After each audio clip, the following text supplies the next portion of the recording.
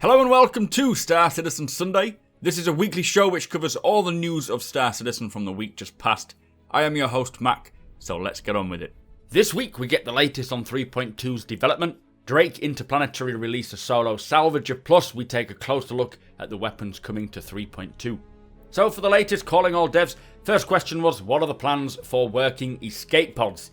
Now, they said that there are still a few systems needed before escape pods can make it in. Currently, service beacons are in, which is a good way to resolve the lack of escape pods, but there's so much left, so much needed before that can be realised. Question after that is there any early thoughts on how they will function? So, how will escape pods function? And they say they will eject out of the ship and then steady themselves after a while, but they will need to be a decent distance away from the ship itself.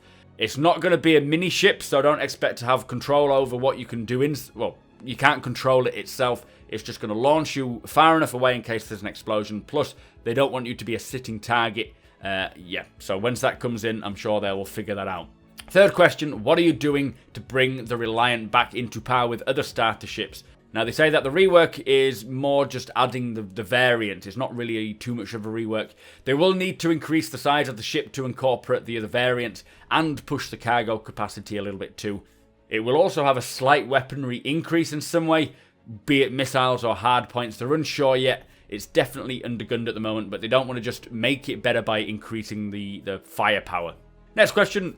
Most small ships have no storage at all. Will this change considering we can only carry what we can carry on us? And what they said is that the Aurora and the 300 series, instead of having ladders or these silly steps that require an animation to get into, you will be able to just walk up them freely. So if you're carrying a box or carrying a weapon, you don't have to go into a canned animation to climb them. You can just walk in freely, dump the box and get on with it, which I think is a real good touch. Second to last question. When we first get Hurston, will we see weather? Now, unfortunately, weather is coming later. Tier 0 for Hurston will have Lorville, which is its main landing zone, and a lot of the biomes, if not all the biomes that we have seen them creating. Weather is still on the list. They are working on it now, but they just need a bigger chunk of time to get it in properly. The cloud tech is a big part of this. They want it to be procedural, not just one-off events, and they would love to be able to see weather from orbit. This is the goal, so if you're flying down to a planet, you can see cloud formations and weather formations procedurally forming over certain areas from space, but they can't say whether they're going to be able to do that or not. It's just way too early until they develop the tech further. Final question is the Agent Smith approach still the plan to allow rapid grouping with friends throughout the verse? Now, this Agent Smithing, it means basically if you want to join your friend who is at the other end of the verse and he has NPC crew, you can then sort of zorb into the NPC crew and take control of that crew member and play with your friend. Now, they said that the current thought is that you have to travel to the actual location to group up. Teleporting breaks so much in terms of gameplay, like the economy, the feel of travel and scale. So no, you're not going to be able to suddenly take over a crew member. Now, I am actually quite happy about this. I don't want it to be a case of just people just teleporting all over the place. I can see a lot of people not liking this. The whole idea of fast travel allows you to play quicker, but it does kind of need something there. Maybe if while you're offline you can set your character to go to a certain location because you know your friends are going to be there when you finish work, for example, and then your character sets off behind the scenes, but it takes the same amount of time to get there. That's my opinion. I don't really know what the best approach is for this. I would love to hear what your opinions are on that. I do like the fact that you can't just suddenly quickly get there, because although I always turn it off in games, if it's there, I will use it just out of my impatience. So, yeah, keep it turned off. Anyway, that was Calling All Devs. Let's move on, guys. So, kicking off with the first around the verse, the roadmap update. The animation team are working on Battaglia. This is one of the new mission givers. She sounds like a good old Yorkshire lass. Progress on the mining and testing the Prospector boom arm is underway. Textures are almost complete and will be combined with animation to create the finished asset. There's still some bugs and they're not using proper visuals just yet, but the process is coming along nicely. UI visuals are being tweaked and improved as well. They're working on coding resource dispersion for each planet and its ecosystem within it. You can see each ecosystem divided into separate cells with specific perimeters as to what can spawn there and in what quantity. This is all for the mining mechanic. Visual effects are trying different approaches to scanning. They said it's changing nearly every day until they find what feels good. This is the latest version we got to see. Work continues on AI improvements and mission design for the PU. Still some tweaks on how enemies will engage the player, but they've made some major strides. FPS AI combat has been pushed back to 3.3, but there doesn't seem to be a lot left to do on it, but you can see, looking at this, why it's not ready yet. The mission team are placing enemy AI in various scenarios to find out any more bugs, the Starfarer obviously being one of them, bringing some really exciting combat there. And when we first got the Starfarer, we all had FPS fights inside, so against AI combat, it's going to be fun. New scramble races are being tested. They're also testing and balanced scenarios as the race, so you race fastest ships against the most heavily armed. They said it leads to some intense and exciting combinations, but they're just trying to find the extremes so they can balance them better. Ship teams have completed landing animations for the Vandal Blade. They're wrapping up the Hurricane final art and readjusting the landing gear to compensate for compression and enter and exit animations. Work also continues on the Mustang revamp and the Constellation Phoenix. We did get a little tour of the Constellation Phoenix interior. It is looking like a really nice ship. I'm impressed with that. Props are creating signage for use at rest stops and other locations throughout the persistent universe.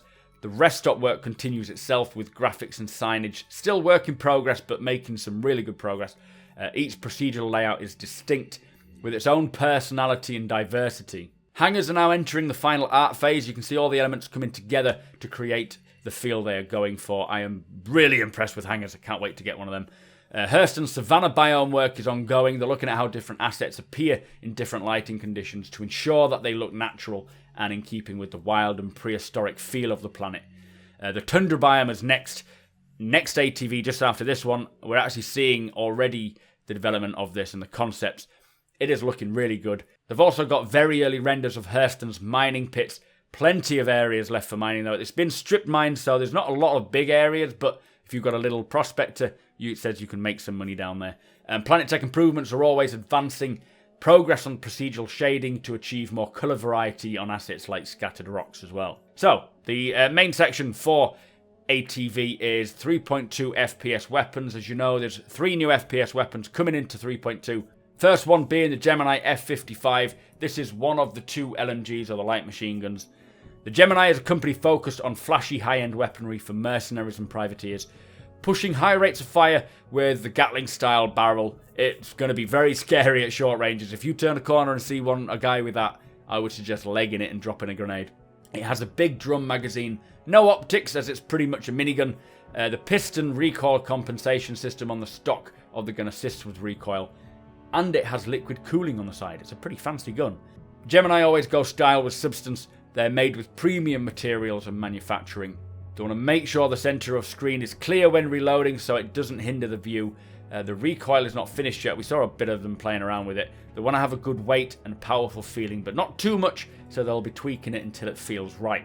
Now, the second light machine gun we got to see is the Democo. This is from Claus and Werner. They're more of a straight-edge military manufacturer. We see similarities in this with the laser pistol and the laser rifle. Very reliable, military-grade weapons. Slower firing than the F-55, it's made from polymer as well, with minimum moving parts compared to the F-55. Very straightforward. They did sort of say it's kind of a beefed up gallant assault rifle by Claus and Werner.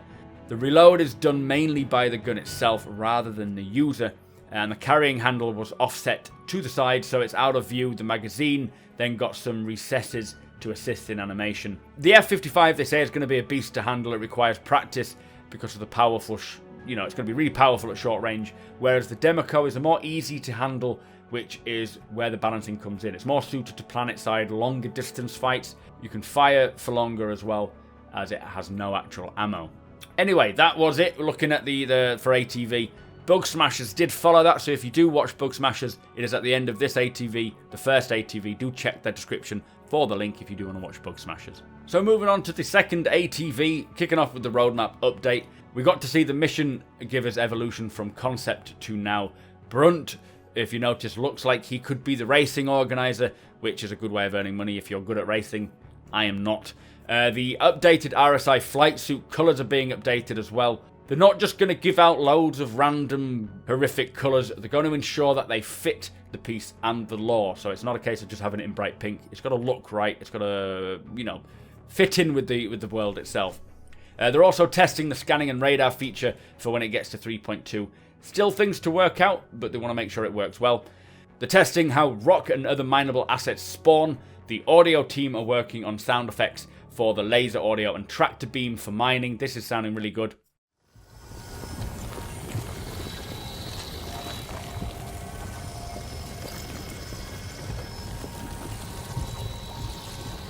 The item kiosk work continues. They're looking at branding and UI integration, getting very close, and they did say, officially, these are the first steps to making it possible to getting ships purchasable in the game. So this is why we haven't seen it yet. They want to get this in first. Hopefully, this means 3.3. They're not confirmed that, but hopefully it means 3.3 will get ship purchasing. My fingers are crossed. Quantum linking is coming along well as well, and it looks like it's really getting close to being ready. Work has progressed on the new mission type, which looks like sort of blowing stuff up. The target used here that we're seeing is the first prop built using the ship pipeline. It does look like a mission that involves some sort of vandalism maybe on the other side of the law, maybe destroying a satellite or a comm array, which in turn I expect will create missions for players or AI to either repair or protect those who come to repair it. This is probably what they're talking about in terms of player-driven missions. Hopefully it won't get too repetitive. The Aegis hammerhead materials and lighting are being tweaked along with the colour palette to give it more of an aggressive feel, and it does look incredible inside. I'm looking forward to getting into one of them. The Hurricane is not far away as it enters the final art phase, and the Mustang rework has been improved. General thruster animation and behaviours are also getting attention. We saw the 600i floating around there. Looks incredible looking ship. Now we got to see some of Hurston's tundra biome. It is looking great as well. Also progress is being made on botanical lighting and shading. And the Lawville city is just looking great. They said keep an eye out to see how the city plays into the lore of Hurston dynamics and the rest of the universe. So there's going to be some sketchy things going on there, I think. Anyway, the second part of ATV was continuing on with the weapons look. We got the Castak arms, scalpel, sniper rifle, and the associated science and development distortion repeaters. Starting with the scalpel, it is a crazy and outrageous look. Really external exposed mechanics and pistons. I think it looks really good. It said it features 2 barrels and allows for a double quick shot or a single fire mode. Seems like it could be a little overpowered. It has an unusual offset recoil with a dampening stock. It's also bolt action, which I really like that. I love bolt action rifles, and this could be a way to balance it so that you're not able to constantly just, it's not like a semi-automatic rifle. The magazine reloader's on the left-hand side of the gun. It sort of physically pops out, and you have to take it out yourself physically and then replace it. Definitely looks like a sign of the Castak brand. It did say on the side 8 times 7.62, so it looks like there is going to be 8 rounds of 7.62 caliber.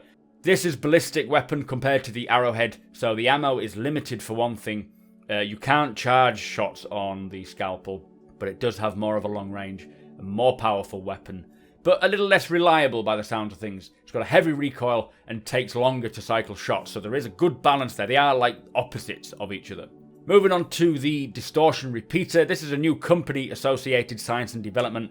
They are a high scientific clean company with a history in medical science, so they have a lack of visual noise, lots of precision. It's very smooth, very Origin in terms of aesthetics. This is the first of the ship weapons created for this company, coming in 3.2 especially.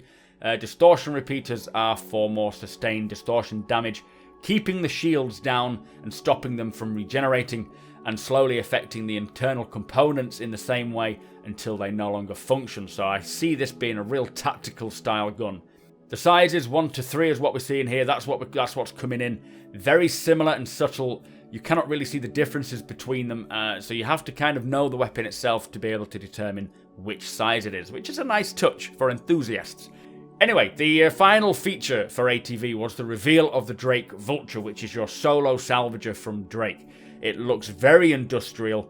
I have done a separate video on the Vulture. The link is below should you want to watch it. It goes a bit more into detail about what it is, what the gameplay involved will be with the solo salvaging mechanic. Also, we do have an RTV coming up later, which talks more about the Vulture and what it involves.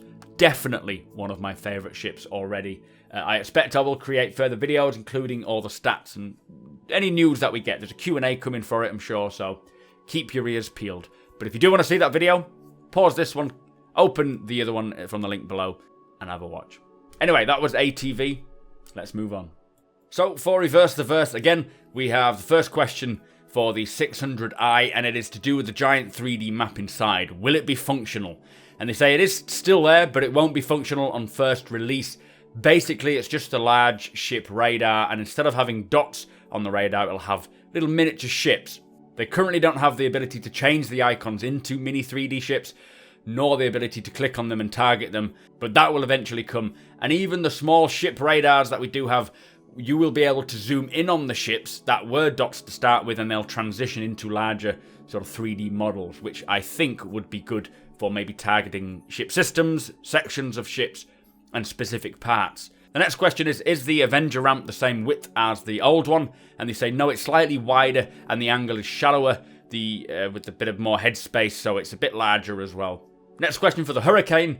It now appears to have an all-laser loadout, which was from the latest video they showed off. It was originally ballistics due to the weak power plant. What's happening? And they said it's still going to have a bit of a weak power plant. The stock loadout will be ballistics. Obviously, you can swap them in and out, but if you were running all laser energy weapons, then yes, your power plant would suffer. Next question is, why do some ships with beds not have toilets and showers? Now, they say certain ships were built a while ago and they don't have the same considerations as they do now, but sometimes it's intentional, as certain ships are not intended for long distance travel.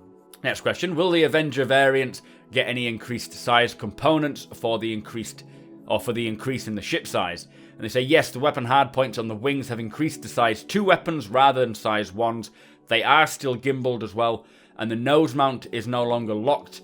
The Tiger Strike will come back, but currently they have the Mantis, I believe it is, but you will be able to swap them out and you can, take the Tiger Strike off and have something else rather than it being locked to the ship forever.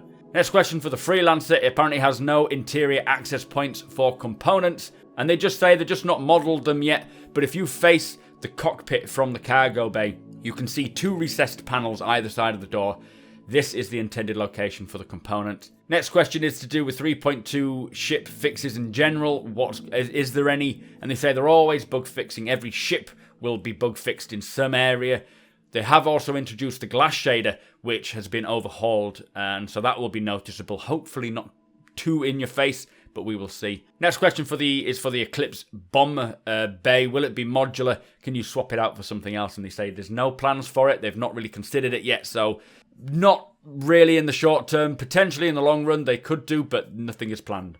What is the Avengers cargo capacity? It is the same as before. Nothing has changed there in terms of actual capacity. Will we get the 600i stats is another question. And they say the stats on the page will be what it'll be when it's launched. If it's not accurate now, then it will eventually be. Stats are given when they're concepted first and foremost, and then again once released. They don't do it incrementally anymore, as it's just way too many changes to keep up with, and it just takes too much time. Obviously, after it's been in the game for a while, it'll still get balanced in the long run. But yeah, they're currently what they should be on the stats page. Will the 600i have any additional modules? They're not looking at doing anymore, but it is built to be swappable quite easily. So if they do find the need for a new one, then they will create it. And then the final question is the stealth mechanic in full swing for 3.2 as with the Eclipse? Now, they say it's not in full swing. Obviously, these things need to come slowly and then built upon. 3.2 item 2.0 changes are better, and the components are consuming power, so it'll be a lot more accurate to what it's supposed to be endgame. And the Eclipse will obviously have a much lower kick out, but stealth mechanics are nowhere near finished. Anyway, that was our TV, guys. Let's move on. So on this week's Reverse the Verse, with the release of the new Drake Vulture, there was a Q&A for this. First question being, will the Vulture have the Gravlev system like the Drake Dragonfly for planetary salvage? Now, they did think about it, but they said that it does have the VTOL thrusters, so it can hover and it can land on the ground. It will be able to salvage stuff on the ground, but just not as easy as in space. So obviously, I think you've got to use a bit more fuel if you're hovering rather than just being stationary. Next question is revolving around the salvage charges. We heard that part of the gameplay will involve using these salvage charges to blast off chunks of ships. The question really is, are they made on the Vulture, or do you need to stock up? Now, essentially, they say they are ammunition. You need to stock up before heading out. This gives you a fixed amount of stuff you can do. You have to pick your battles. You can't just go off and keep salvaging things. You need to make sure you have a stock of them. Using the salvage charges, it breaks things apart cleanly, and so it cuts down the break point rather than destroying the stuff you're salvaging. Generally, if you were to use your guns, you would damage things too much. The charges break things into vulture-sized chunks. You should be able to salvage with salvage charges without a ship, so long as you have a place to put the bits that you bring back to your hull. The only difference is you won't be able to sell them for as much as you can because it won't be processed. It will be more raw salvage. Next question is, can the Vulture eat a non-destroyed ship or salvage a non-destroyed ship? Now they say yes, there's multiple processes to salvaging itself. Obviously, if it's not destroyed, you'll need to breach and gain access to the interiors. Of if there's people in there, you need to take them down if you are that kind of way out. Then you've got to strip the weapons and components off and then scrape at the hull as you would as if it was a derelict. Next question is the Vulture effective in a fleet or solo? Said it can do very well solo or vice versa. And they say that you'll hold around an M50 85X size, possibly even a Gladius worth of salvage. So really they didn't answer the question at all there. But I would have thought it's like the Prospector. It's good as a fleet, good on its own. But if you're looking at huge salvage opportunities, the Reclaimer is probably the way to go.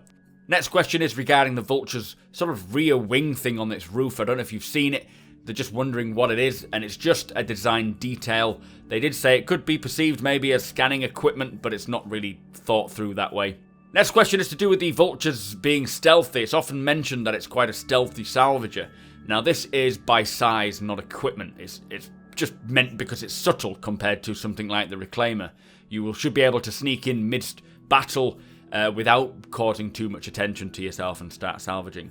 What are the defences for the Vulture is a question after this, and it has 2 size 1 guns and countermeasures, so it's more deterrence rather than going toe-to-toe with someone.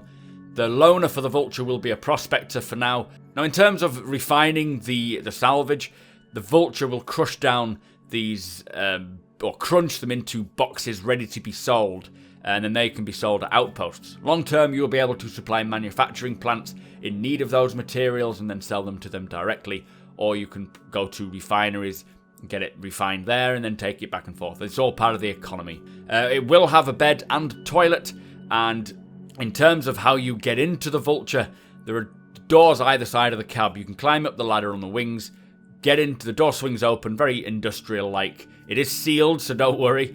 And then you can even enter via the cargo bay. There's a little ladder in the cargo hold with a lift, so if the lift doesn't work, you can go up the ladder into the living quarters. Really nice ship. I am very excited for this. Anyway, that was the RTV. Let's move on. So that brings us to the end of the show. Thank you for watching, and thank you to our subscribers, plus a massive thank you to our patrons as you make this possible. If you like what we do and want to help us make it better, follow the link in the description to our Patreon page to learn more.